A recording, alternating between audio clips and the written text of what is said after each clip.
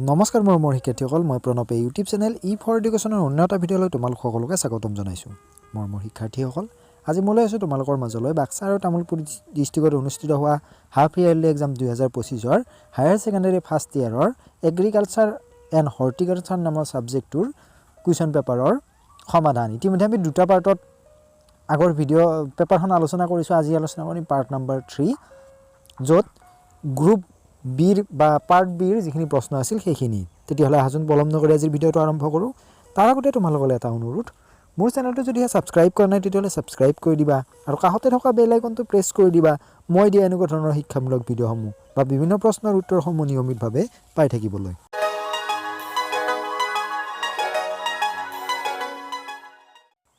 Question number 6 write the answer shortly প্ৰত্যেকটোৰ কাৰণে 1 number কৈ দিয়া হৈছে Question number A. What is goal setting?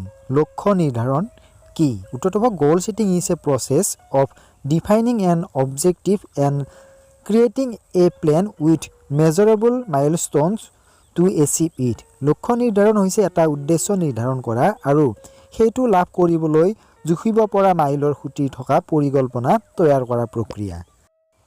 Question number B. What is grooming? Grooming কি? Answer to the things that you do to make your appearance clean and neat.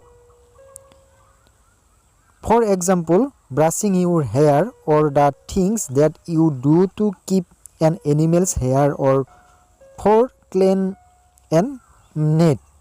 আপুনি আপোনাৰ চেহেৰা পৰিষ্কাৰ আৰু পৰিপাটি কৰিবলৈ কৰা কাম যেনে চুলি ব্ৰাছ কৰা চুলি পৰিষ্কাৰ আৰু পৰিপাটি কৰি ৰাখিবলৈ কৰা কামসমূহ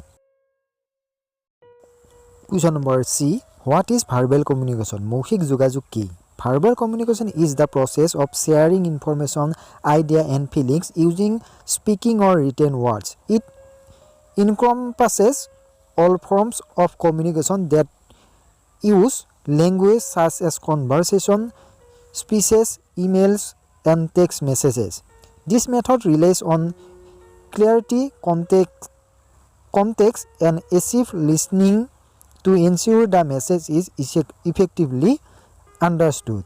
মৌখিক যোগাযোগ হৈছে কথিত বা লিখিত শব্দ ব্যৱহাৰ কৰি তথ্য ধাৰণা আৰু অনুভৱ ভাগ বতৰা কৰা প্ৰক্ৰিয়া। ইয়াত ভাষা ব্যৱহাৰ কৰা সকলো ধৰণৰ যোগাযোগ যেনে কথোপকথন, ভাষণ, ইমেইল আৰু টেক্সট বাৰ্তা আদি অন্তৰ্ভুক্ত কৰা হৈছে। Question number D. What is non-verbal communication? অমৌখিক যোগাযোগ কি? Non-verbal communication is the transmission of messages or signals through non-verbal cues like facial expression, eye contact, gesture, posture, and tone of voice rather than using words. মৌখিক যোগাযোগ হৈছে শব্দ ব্যৱহাৰ নকৰি মুখৰ অভিব্যক্তি, চকুৰ সংস্পৰ্শ, ইংগিত, ভংগিমা আৰু মাতৰ সুৰৰ দৰে অমৌখিক ইংগিতৰ জৰিয়তে বাৰ্তা বা সংকেত প্ৰেৰণ কৰা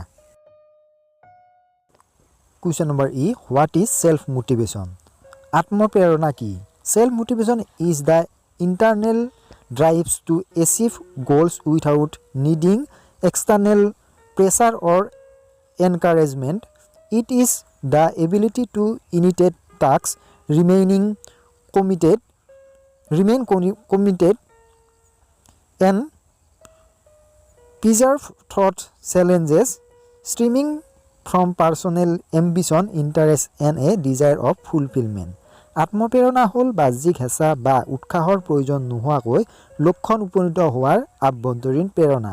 ব্যক্তিগত উচ্চাকাংক্ষা, আগ্ৰহ আৰু পূৰণৰ ইচ্ছাৰ দ্বাৰা উদ্ভৱ হোৱা কামবোৰ আৰম্ভ কৰাৰ ক্ষমতা। প্ৰতিশ্ৰুতিবদ্ধ হৈ থকা আৰু প্ৰত্যাহ্বানৰ মাজেৰে অধ্যৱসায় কৰা। মৰমৰ ছাত্ৰ-ছাত্ৰী হ'ল এই প্ৰশ্নকেইটা 1 নম্বৰ আছিল যদি মই 2 মাৰ্কছৰ হোৱাকৈ দিছোঁ যিহেতু ফাইনেলৰ কাৰণে অহাৰ সম্ভাৱনীয়তা আছে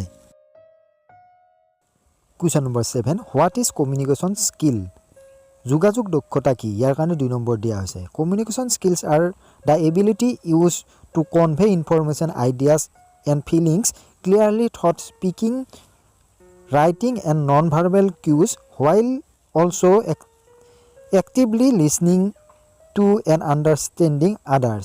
These skills include verbal and written communication, active listening and understanding body language and emotional intelligence to ensure the message is received as intended and to build stronger relationship.